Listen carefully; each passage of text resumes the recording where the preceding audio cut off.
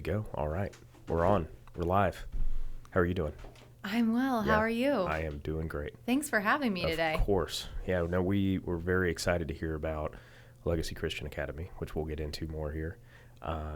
Would love to hear a little bit about your background and your journey with Eric and how that took you from Indiana to New Hampshire and back here and back to New Hampshire and all that fun stuff. So I'll let you just go with that. So yeah, just kind of tell us about yourself. And Yeah, so I was raised here. I'm a Hoosier, and I was raised in Kokomo, Indiana. A great family. I have an older brother who still lives here.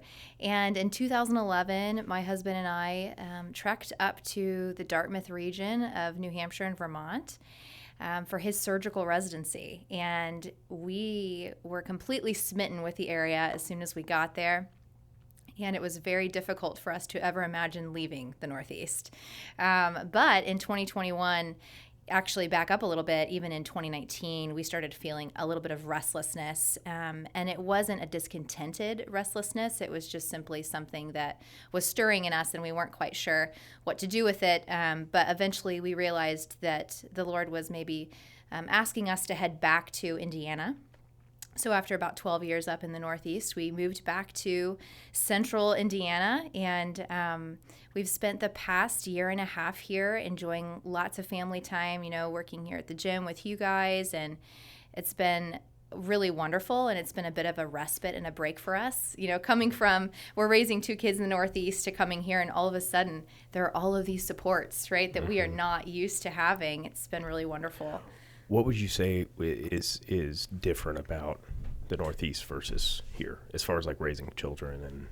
Yeah, well, the culture is very different.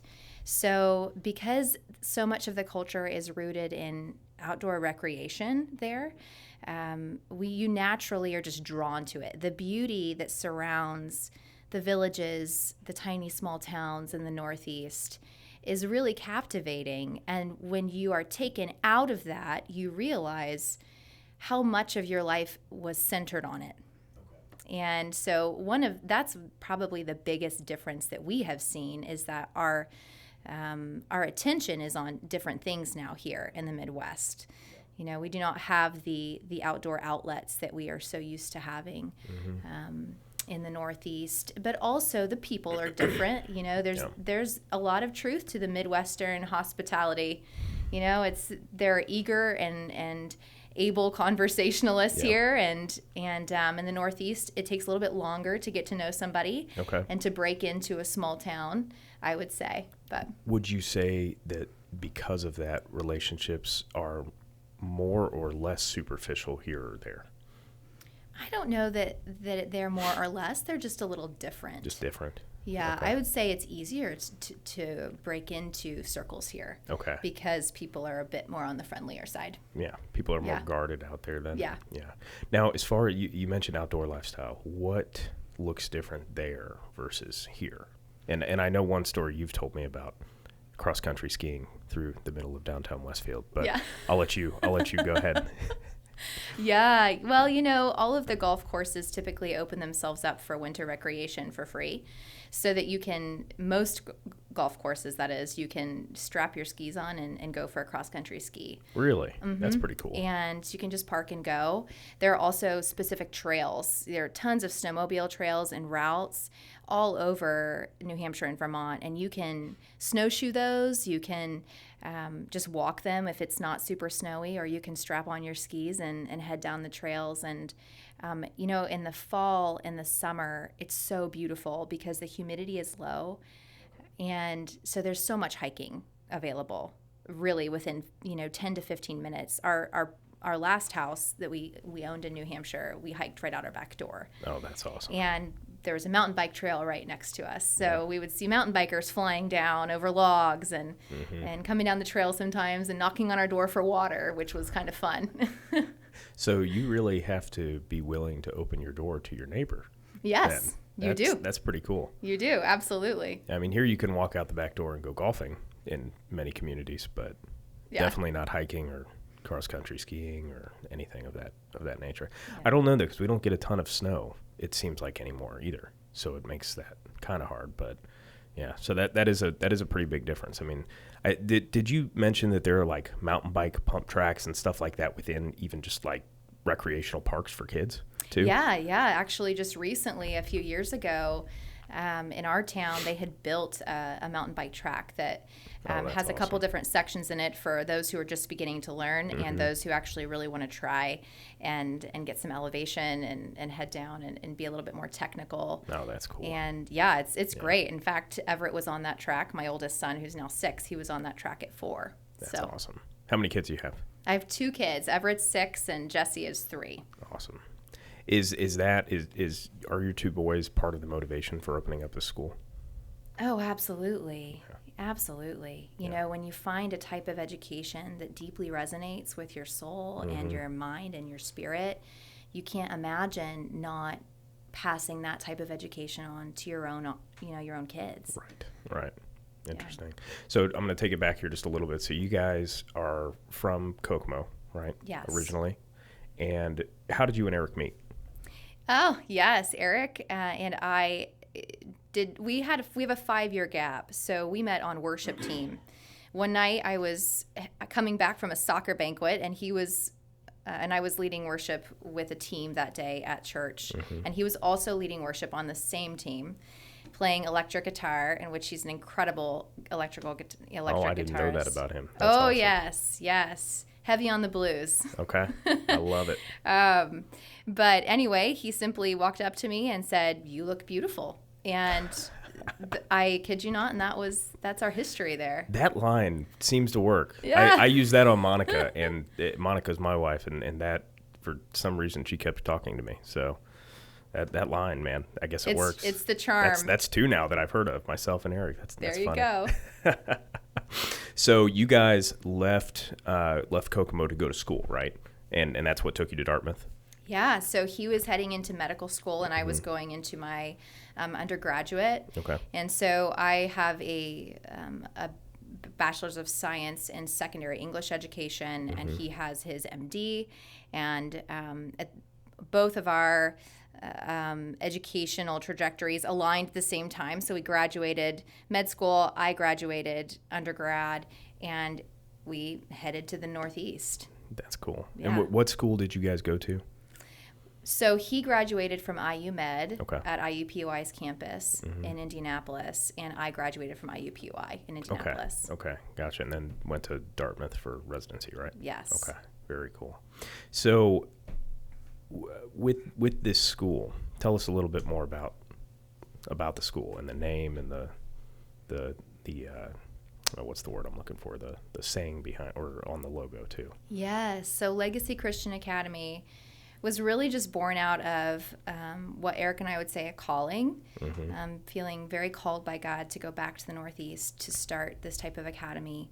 We are the very first ACCS, which is the Association of Classical Christian Schools. We're the very first ACCS school in New Hampshire to be pursuing accreditation. Yeah. And that happens within like a 5 to 7 year time frame after you're up and running for about 4 years. But we chose the tagline In Lumen Dei, which is Latin for By the Light of God, because we are entering a region of the United States which is considered the mission field. 3% or less of people in the Northeast are churched or believe in God. And in fact, Barna Research Group in 2019 put out a survey that said there are 10 post-Christian cities in America, and 8 out of those 10 are in the Northeast. And we really feel strongly that the 12,000 hours you spend in a day, or excuse me, not in a day, over the course of a pre-K through 12th grade education, that those hours matter. They are incredibly important and formative. And a lot of people go to the Northeast to plant churches, but the 12,000 hours are really when you're doing the hard work and you're building the habits and character formation in kids. And so we feel strongly that education is also a really important thing. Yeah. And so we are planting an academy. And it's been a journey, I will say that. But we are planting it by the light of God. Everything we're doing has really been offered up in prayer.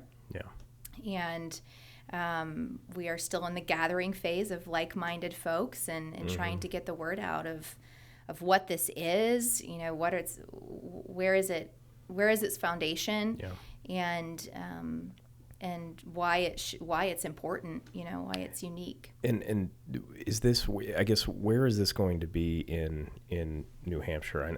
I know the town you guys are going to be living in, but where is the school going to be located? So the school will be located centrally within 10 miles of Keene, New Hampshire. Okay. So our goal was to really be in Keene, but Keene is very, it's hard to find a building in Keene that is not only affordable, but also is in a location that allows for expansion. Can you describe Keene, New Hampshire a little bit? Oh, that's a great question. Keene is kind of a central hub for a lot of different what I would call sending rural towns. And it's got a thriving local economy. Downtown is all local. They have, in New England, they call it the central part of a downtown, the green. And so we have a gazebo downtown that oftentimes you will see either folks who are promoting something around the gazebo, or you'll see local musicians playing. There's quite a bit of outdoor recreation in Keene because you have Pisgah State Park. You have lots of trails and mountain bike trails, hiking trails, walking paths. It's a small town, but it offers more than just what most small towns do. That's so cool. Yeah, that's something I don't feel like we have much of here in Indiana. Small towns are typically lacking quite a bit since the factories and everything has kind of moved overseas. That's really cool. So tell us a little bit about your professional background then, because you're not just starting a school, right? You're not just someone starting a school. So tell us a little bit about that. Yeah, so I have experience in nonprofit pilot programming, as well as nonprofit communications, and also in teaching. So I'm licensed as a teacher to teach 5th grade through 12th grade. And that's specific to English language arts. I had a very big heart when I was in Indianapolis doing student teaching for inner city. And similar to any graduate from any program, when you graduate, you are ready to take everything on. You are all in. And so I really imagined myself working in either downtown Chicago or going to Atlanta. I had no idea that I would be ending up in rural New Hampshire or Vermont with a totally different population, demographically, socioeconomically.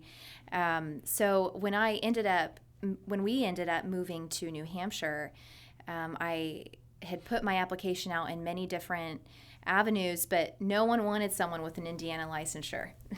Really? Why would that be? Well, I don't know. I don't, probably some credibility, and a question of whether or not this person was transient, and or committed and or knowledgeable of who they were about to be teaching.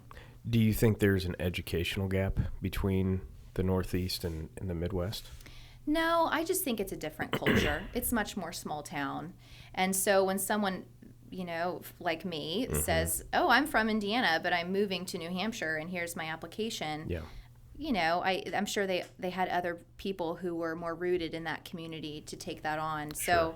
So basically I had to pivot, right? And there was a job for an after-school program that was being started up in the creative arts for a low-income area in Vermont. Okay. And I ended up being hired as their assistant director and developed some sliding scales for folks who needed to be in the program and really wanted to be in the program but couldn't afford it. I learned to work with lots of different types of educators who were educating in the arts, like circus arts and fine arts. But I eventually had to step out of that program because it was promoting values and things that I could not stand behind as a Christian. And so in faith, I said, I have to leave this position. I've thoroughly loved it and enjoyed it, but I need to do something else. Yeah. And it just so happens that a job was opening up at a local high school, and it was for a rigorous teacher, which fits me well. And they hired me. So Explain rigorous teacher. What does that mean, Lindsay? someone who I think incites challenge in students and holds them to a higher bar of accountability and excellence in the classroom. Very cool. Yes. How did you stay rooted in your beliefs with being, because that environment educationally, especially inner city wise, charter school wise, I feel like it leans a very certain way politically, but as well as it kind of is preaching against any sort of a God, any sort of higher power. So how did you stay rooted in those beliefs through that time there? When I was teaching, Mm-hmm.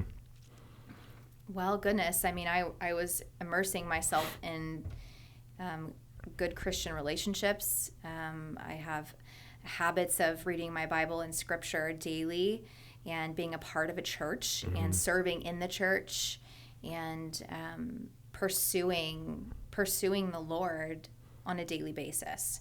And those are the habits that we have that ground us, right? And they allow you to intersect with culture with a very strong base rather than be completely overcome by that standard. So that is it's very different. important from what you're saying to be in the Word every day and to be Absolutely. in communication with the Lord every day. Absolutely. It's part of the Christian life. It's a spiritual discipline. Yeah. Yeah. Yeah, that's very cool. So other than the boys, your sons, what made you want to start a school? Because that's no easy feat or easy task to do, and you're never getting rich off of starting a school, right? No. So, what is kind of the motivation behind all that? Well, in one simple sentence, let me be diminished, and let's just give glory to God for what we're doing, right? It's a financial sacrifice. It is a sacrifice of time and gift for anyone involved, for all of our founders, for any of our supporters. And it's truly because we believe so deeply that this is a movement of God that we are willing to embark on such a massive challenge, really. Yeah. Well, especially in the area that it's going to be as well. Yes, right? Yes. When I first thought about starting a school, it was back in 2013, and I was accepted into a doctoral program for school innovation and design. Oh, wow. And that program would have been excellent had I wanted to raise up a state-funded charter school. Sure. But I basically had to come to terms with the fact that it wasn't aligning with my husband's surgical residency at all. In fact, I would still be in school in the Northeast, and he would be maybe somewhere else, right, starting his career. And I was not okay with that. He was not okay with that. And I just had to let that dream, in my mind, die, right? Okay. But eventually, now I realize it was just dormant for a very long time. Okay. So it's a deep-seated desire, but not one that's been born out of my own wishes, right? I feel like the gifts that the Lord has given me can be used in this arena very well. And so I have been on a journey really within the past 6 months to start equipping myself to be a leader for the school in whatever capacity it ends up being. But right now it comes out as head of school, which is a really heavy title. And so I'm trying my very best to do due diligence and make sure that I'm educating myself and leading well with wisdom. Yeah. It's kind of the life of an entrepreneur. Yeah. I was talking with somebody else about that recently, is what entrepreneurship is just going, I can do it better than the government, than corporate America, and we're gonna try, and that's what you're doing. And it takes a lot of courage, takes a lot of trust in the Lord to take that leap. So that's really cool. So you're back in school, right? I am. So tell us a little bit about that. Yes. So I decided to head into seminary. So I was accepted into the Master of Arts program at Moody Theological Seminary, and it is all online, and it's been really wonderful to be in a accelerated program. It is intense, I will say that. It's a lot of work, and it's hard to balance when you have little kids and a full-time responsibility at home, and also planting a school. But it's been well worth it. I am thankful that the program allows you to be flexible in your scheduling, because in times where I've got a lot on my plate, I can say, I'm taking these 8 weeks off and I can focus on some other priorities and then pick it back up, which is great. But I really wanted some more deep training and knowledgeable training in the Word, and it's supplying with me with that. It's been great. Did you do that in preparation for starting the school, or did you start that and then decide that you were being called to start the school? It was simultaneous.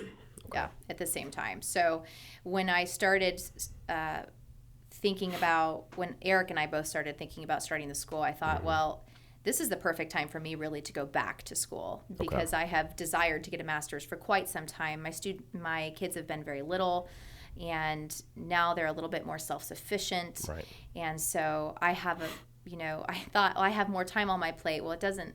Time is relative, right? I don't actually have more time, but how you use it is important. So, I'm back in school and trying to earn a degree in ministry leadership, and hopefully I can get it done within a couple of years. That's the goal. That's awesome.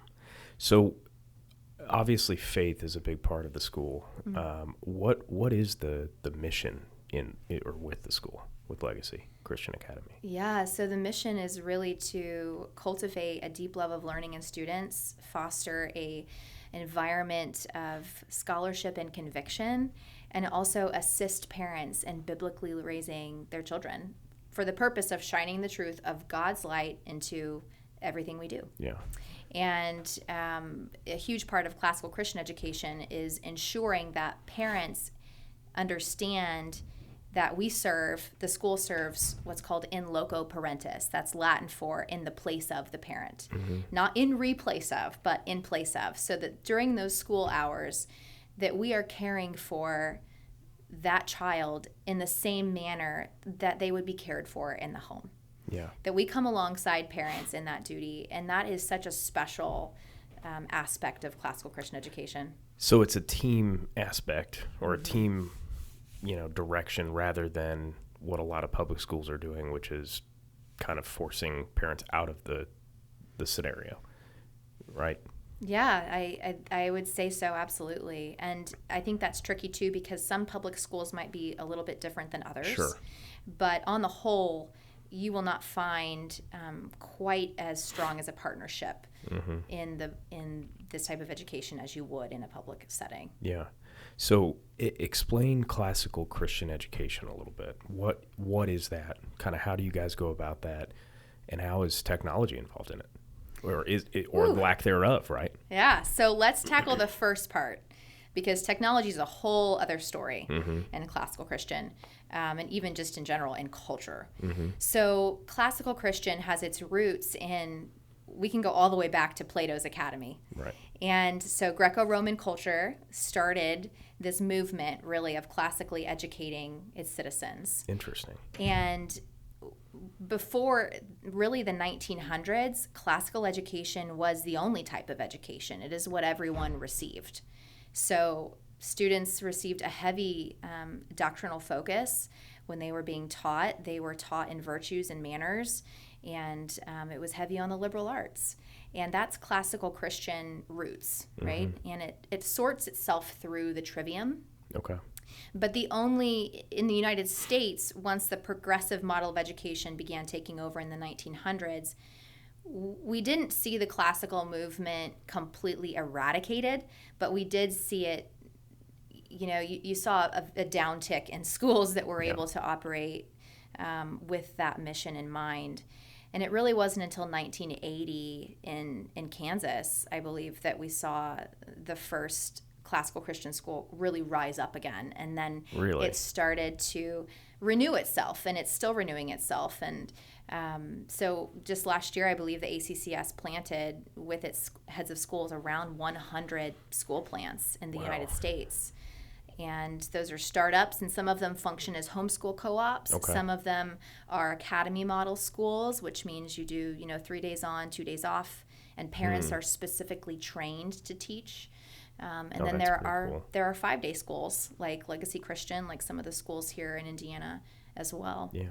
So just because a school is a Christian school doesn't mean it's a part of a classical Christian education, right? Or the ACCS? Yes, that is correct. Classical is a specific pedagogy, a way of teaching that is not found in the public sphere.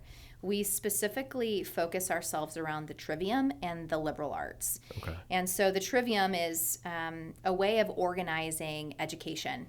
That's probably the easiest way to say it to someone who might not know what it is.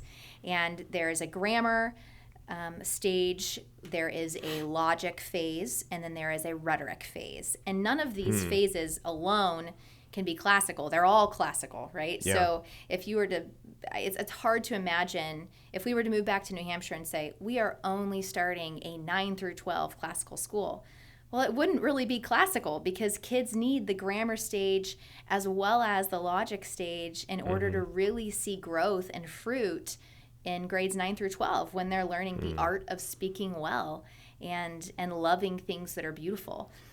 That's really cool. Can you explain those 3 stages in more detail? Yes. So the grammar stage is typically grades 1 through 4. It's lower elementary, and kids learn to know and imitate the truth. So we utilize some specific teaching methods such as narration, which is the telling back in detail of something. We use recitation so that they're reciting things in front of others. And we use songs and jingles quite a bit to teach our students the importance of memory. And so we tap into that natural development. The logic phase is roughly 5th through 8th grade. Students tend to be developmentally at that stage much more argumentative, and they're interested in arguing. And so we tap into that, and we teach them the art of argument. So students learn fallacies. They learn how to figure out the holes of an argument. And then as they move on towards the rhetoric stage of learning, they begin to really articulate what they're learning and speak well. And the focus is on a lifelong love of learning. So eventually when you graduate, you want to have graduates who are compelling communicators, critical thinkers, able learners. They love truth, goodness, and beauty, which are the 3 tenets of a classical education, and they begin to see that in all of their perspective, as they approach culture and life, and that's it's a special component of classical education that is not found in the public sphere or found in Christian schools. So they're taught to exercise their mind in memorization, and then they're taught to think through what they've been taught and come to their own logic and their own beliefs through that, and then they're taught to articulate that belief. That is really different from traditional education. Even in the school I went to, which was Heritage Christian, we were taught to memorize and regurgitate. And, schools were designed around, essentially designed around factory workers, right? Like kids need to be in school during the day so their parents can go to the factory and work and be cogs in the wheel. And then we're going to teach these kids to be cogs in the wheel, essentially, right? And that's not what classical Christian education is at all. So this kind of brings me to my next question of what sorts of issues do you see in traditional school that a classical Christian education, or even just a classical education in general, could do better? I would say that one main difference is just the environment. When you walk into a classical Christian school, the culture is different and it's unique. It elitist. It is not a culture of perfection, Mm-hmm. but it's a culture of team players with teachers. It's a culture of purposeful excellence, right? And a lot of intentionality. Yeah. And students are on board with that. Parents are on board with that, and teachers are as well. And it's classical Christian schools, they really want to have a leadership that is not heavy on administration, Mm-hmm. where you have what you need, but you don't have so much at the top that all of a sudden you're barking orders, or you're losing some of that team player mentality. So Mm-hmm. I've even seen, just in the schools that I have been able to be a part of, but also like go see physically, that the relationships between faculty are different in a classical Christian school than in a public How so? setting. They're just more unified. Interesting. Yeah, absolutely more unified. Everybody's on the same page, Yes, same belief. it is mission oriented. Yeah. That's interesting. That was, going through Christian schools, and I've been to a lot of schools as I was younger, and I had a strong relationship with the Lord at a young age, but then I saw a lot of my friends get pushed away from faith and from the traditional idea of going to church and things like that, because it was very law driven, right? It was do this or you're going to hell, do this or, and they did teach us the different ideologies of other faiths and other worldviews, which I do think was helpful, but there was a lot of just law, right? And we need law. We need guidelines to live by. But do you feel like there's kind of more grace in the education of classical Christian education? So I would say that classical Christian education properly orders a student's affections and loves, so that they, in general, want to please Christ because they love Christ and they understand who he is and what he's done and how he's moving, right? And they appreciate Scripture, and they understand that obedience to a teacher is also obedience to Christ, because those go hand in hand. Right. And so when you have that unification of a central idea that is rooted in a virtue and also forms character, then you have a daily habit that influences the daily culture of the school. And then you have both law and grace combining, right? Yeah. Where one is not elevated above the other, but we are all, we're all connected and we're all integrated under these same principles. So they're learning to kind of be in the word. They're learning spiritual discipline essentially, but not being told or forced necessarily to do it. That's, and not saying the schools I went to were bad. I mean, we try to get better every year, and every day, decades later, we're probably going to be looked back on and that we're doing everything wrong, right? Yeah. But we're always trying to improve. So how do you plan to achieve the mission with the school and make this a success? Well, the first step is to gather, right? It's to gather like-minded folks who catch the vision of a classical Christian education.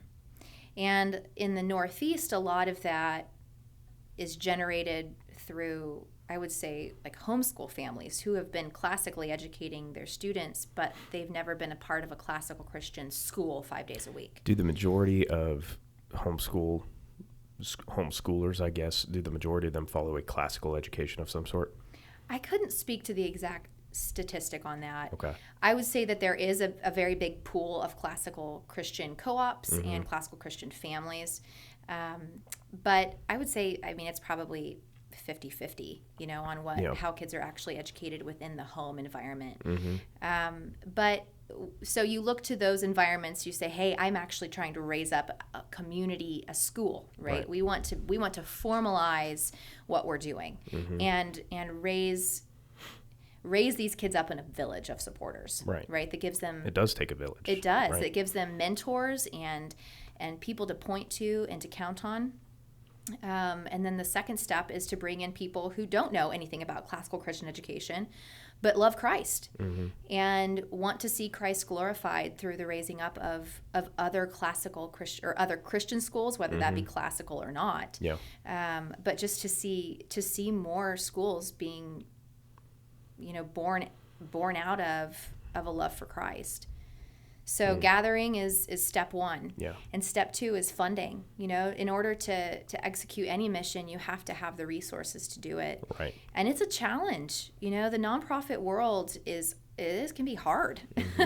and it's tricky to gain support from people when they can't see something. Sure. But on the same coin, we can't be seen until we have the funds to be seen. Right. So meeting with people and educating them on what classical Christian is and how we hope to see a pre-K through 12 vision actually borne out in this area is incredibly important. So I've been doing quite a bit of work on the back end of things in organizing teacher trainings and making sure that our marketing is decent, right? That we present ourselves professionally, purposefully, with intention, but also help people understand that I am not a professional classical Christian educator. This is my first stab at this, and I'm sure there are other people who could do this a lot better than I could at this point, simply because they know more than I do. Right, but they're not, and you are, and that's where you got to start. Right? Yes, you have to start somewhere. Exactly. You can't always just keep preparing. Sometimes you just got to take action and make it happen, and that's what you're doing. And that's that requires a lot of hard work, a lot of courage, a lot of trust, as we said. It does, and we have heard for years, ever since we moved to Keene originally, 6-7 years ago, we need a Christian high school in Keene. But I have yet to see someone step up and say, let's do it. Yeah. And so Eric and I said, Lord, let it be us. We're willing. If other people are also willing to come alongside, then show us the way, right? Light the way. In Lumen Day.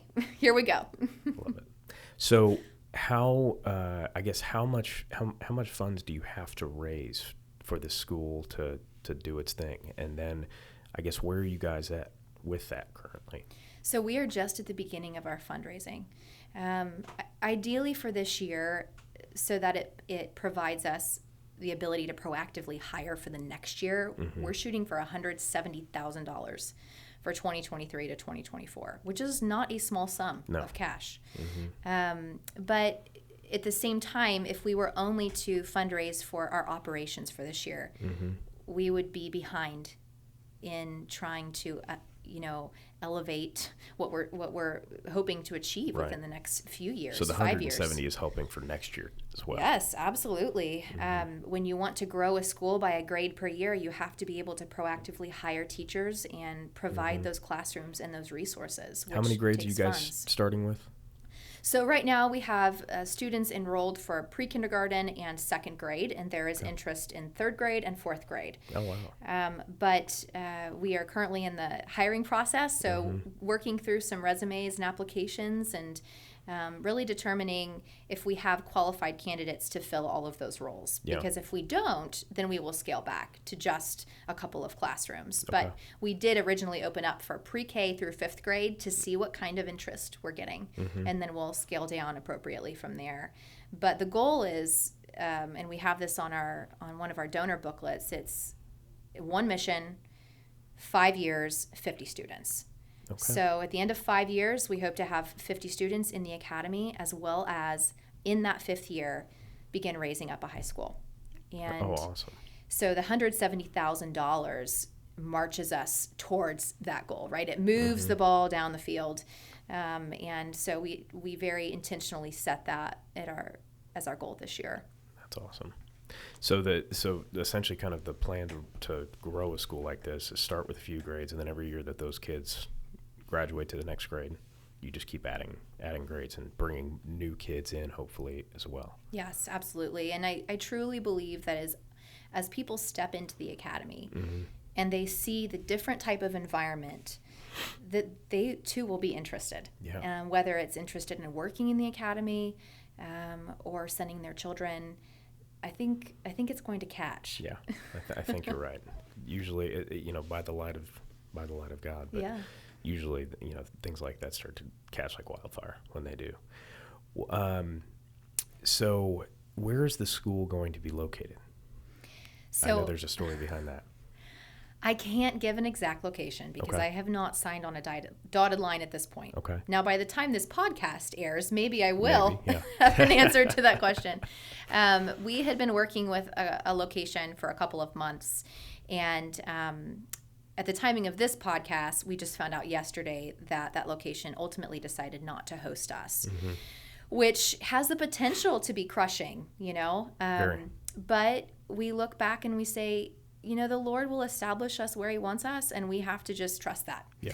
And so on the same day that occurred, I also had a phone call scheduled with a friend of mine and also a pastor of a church in the area that's about, 5 miles south of Keene. Okay. And he said, I want to host the school. I envision you here. Our church has the amenities for a school at this point, Yeah. and let's make this happen. So it was just so wonderful to see how the Lord took something that was crushing or potentially crushing and turned it into something that was redeemed and beautiful. And so I fully believe that we'll be in good hands and Yeah. we'll set our feet somewhere sturdy. He slams one door shut and opens another. He usually. absolutely Yeah, does. Just a matter Yes. of trusting that process. It's Yes. hard when you can't physically grasp onto what a plan. Oh, I'm telling you, Turn. as a type A, it is really hard to let go of control. But it's one of those lessons that the Lord, teaches you as you continue to walk through life. Yeah. That actually nothing is in your control. That is very true. Nothing in life really is other than your thoughts and your mind, and even then, some people's minds go. So even that's not in our control completely. So this school, the Legacy Christian Academy, is set to open when? August 2023. August 2023. That's exciting. So how can people get involved? How can people find out more about you guys? So the Yeah. first step is head to our website, Okay. legacychristian-nh for newhampshire.com. That has all of the information right now regarding our startup year, volunteer opportunities, employment opportunities, and as well as ways to give. Okay. We are currently a 501c3 pursuant, which means that all of our paperwork has been submitted to the federal government. We're just waiting to hear back.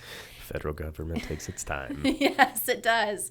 And so you just have to sit and wait.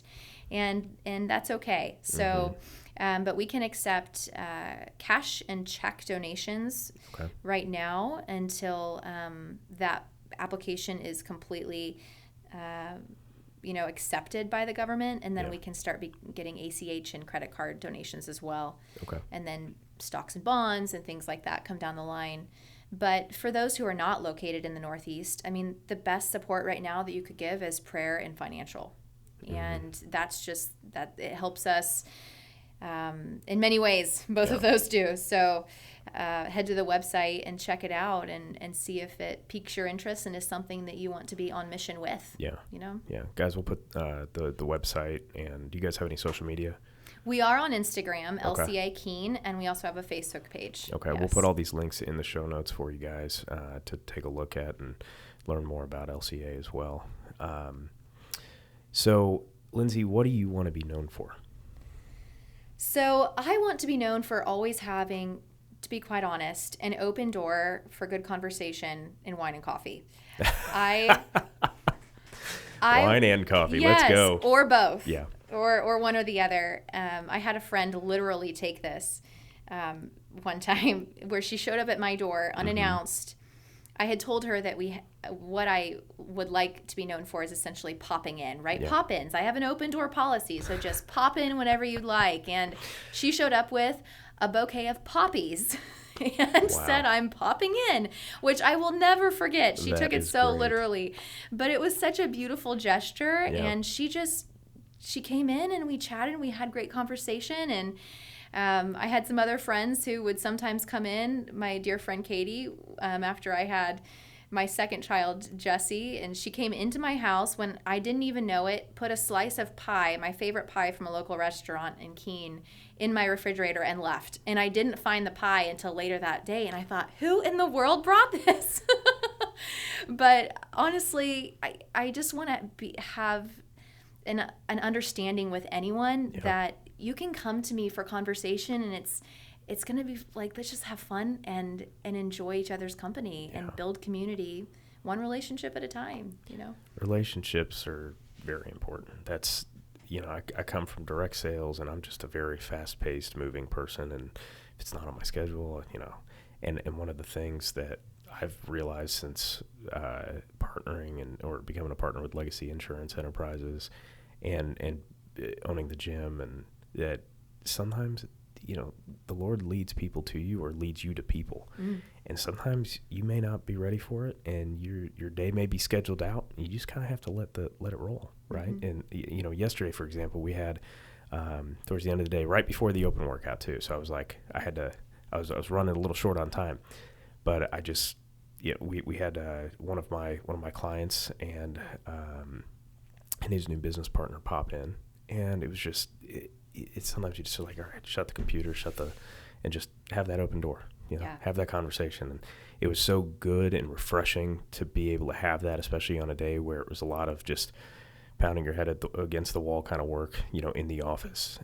So refreshing. And, we still got to do the open, plenty of time. So I love that. That is a really good thing to focus on. I think more of us should have that policy for ourselves, that open door policy of just, it's okay to slow it down sometimes. Well, goodness, I drive around so many of these neighborhoods in central Indiana, and they've got these beautiful decks and well-landscaped areas, but there's no one on them. Nobody's ever out enjoying them. And it's always shocking to me, and I think to myself, where are people and what are they doing? Right. So my goal is to always have people to feed and enjoy company with, and sometimes that requires an interruption of schedule, and sometimes it doesn't. It just means intentional scheduling, right? Yeah. Because we live in an age where we're constantly doing something. And we're becoming more and more machine-like. The more technology and AI, that'll be a conversation for another time. The more and more that stuff, creeps in. It's very hard to do, especially when you are focused on building a business or making money or and I get those stressors. But I think this is kind of the cool focus of entrepreneurship and doing things differently is you can focus more on that relationship, so that's really cool.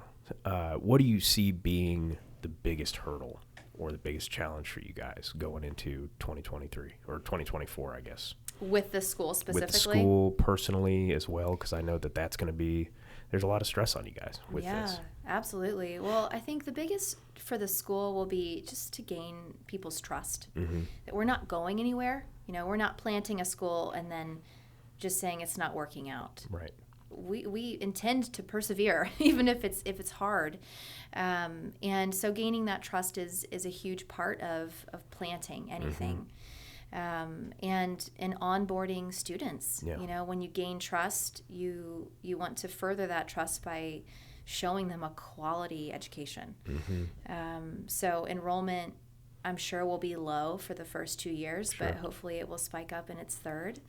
That's the hope. I would say personally, we've gone through a lot of change in the past 2 years, and whenever a child experiences change, it's an interruption in routine, and that can, lead to some interesting behaviors and some anxieties. So tantrums, and also it can be frustrations. With I had friends and now I don't have any friends, and this school is little and my other school was big, and so making sure that we're really leaning into what our kids are going through and walking them through it rather than being frustrated by it, and helping them really see it through the lens of mission and the Lord bringing us here, and through eventually.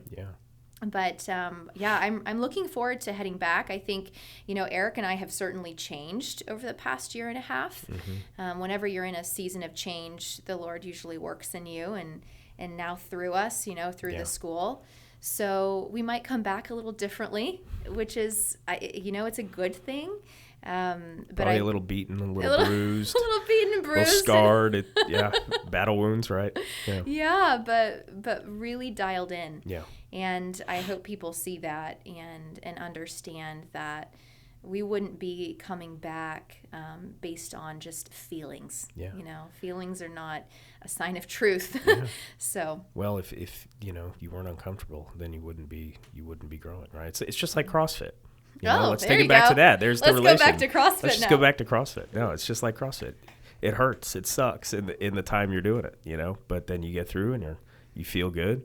You recover and you recover stronger. You beat yourself down, and I've been in that too. I mean, we're about to finish up our 3rd year in the insurance business, and we just got past our 1st year in gym ownership, and it's awesome.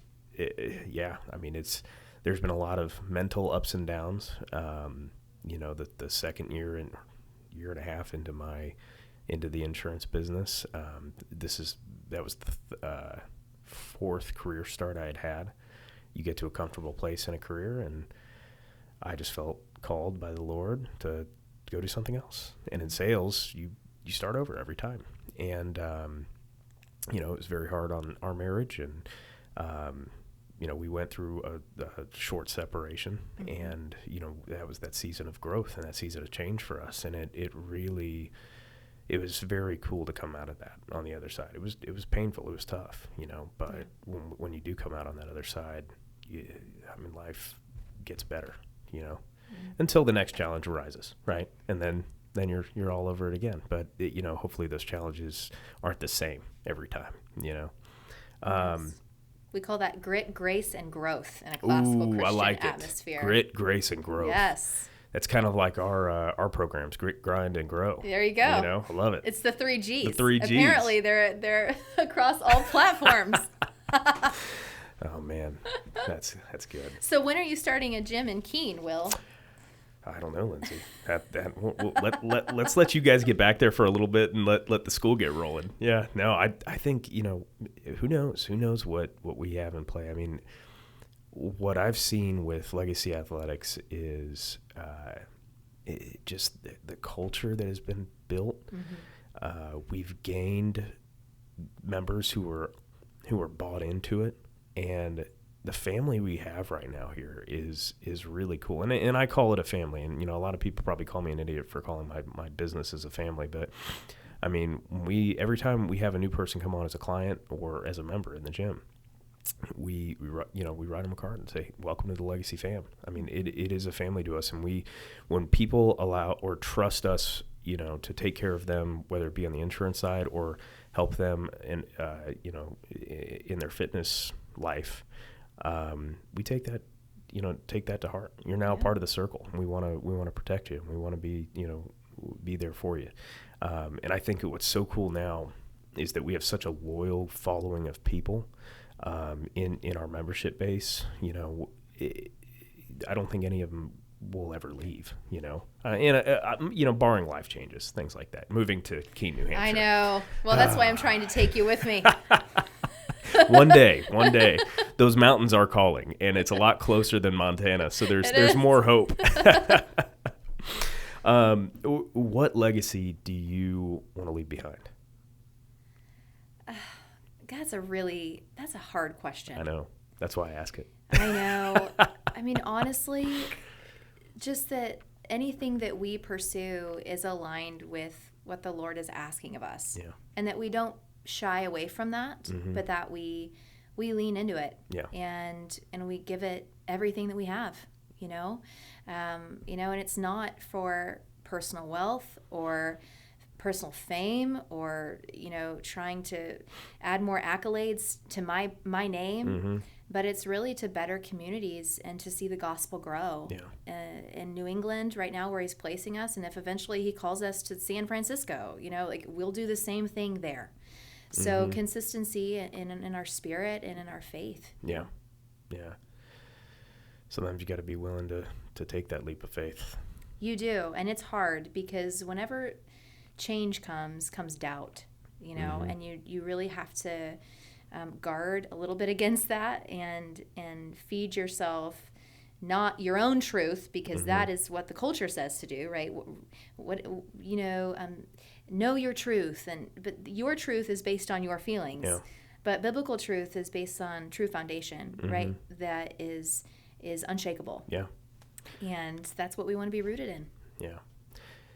When you go to do the impossible, the Lord shows up in big ways. He does. And that glory gets to go to him. Yeah. You know, starting a school doesn't make sense. It does not. Owning a gym doesn't make sense. Being an entrepreneur doesn't make sense, especially in this climate we're in right now. But when you can trust in the Lord and give it to Him, He shows up in big ways, and He moves mountains. Yes, I remember when we moved from New Hampshire, one of our neighbors who lived a half mile down the road, she called me and she said, I hope that you like Indiana. And she said, but I have to tell you, it just doesn't make sense. I just don't know that's where you're supposed to be.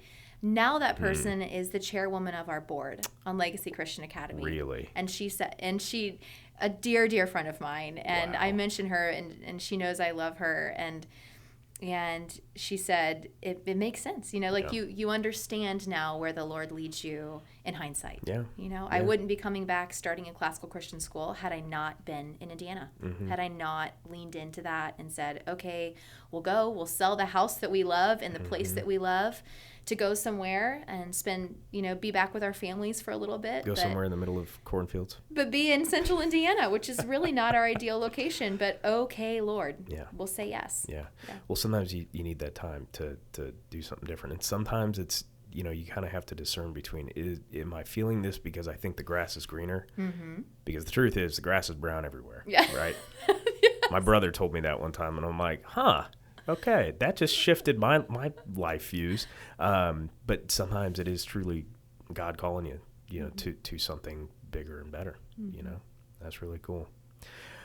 Guys, if you want to support Legacy Christian Academy, we'll put the website in the show notes, the social media in the show notes, and all that. Feel free to reach out to Lindsay. We'll put her contact in there if you have questions. If you're in the Keene, New Hampshire area, reach out. Pop in. Pop in. We'll give you our address. You'll get some wine and coffee. You will. Absolutely. Maybe together.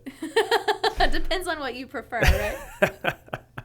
Well, awesome. It's been great having you on. Oh, thank you so much, Will. I've really appreciated it. Definitely. It's been great to chat. Definitely. Thanks, Lindsay. Yep.